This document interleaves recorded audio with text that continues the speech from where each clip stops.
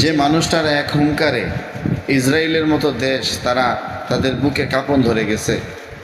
আজকে গোটা বিশ্বের একজন বড় নেতা ইব্রাহিম রাইসি, ইরানের প্রেসিডেন্ট, দুনিয়া থেকে বিদায় নিয়ে চলে গেল।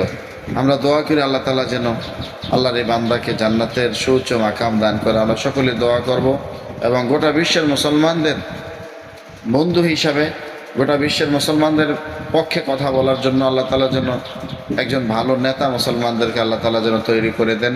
সকলে দোয়া করবেন। বিশেষ করে আপনারা দেখতেই পাচ্ছেন যে সৌদি আরবের মতো একটা দেশ, তারাও যেখানে গোটা বিশ্বের ইহুদি খ্রিস্টানদের সাথে তাল মিলিয়ে তারা দেশ চালাচ্ছে, মুসলমানদের পক্ষে কথা বলার তারা কেউ নেই। কিন্তু ইব্রাহিম রাইসি তিনি মুসলমানদের পক্ষ নিয়ে যেভাবে হুঙ্কার দিয়েছেন, মুসলমানদের একটা শক্তির জায়গা ছিল ইব্রাহিম রাইসি। আল্লাহ তাআলা যেন তাকে জান্নাতের সুউচ্চ মাকাম দান করেন, আমিন। Likey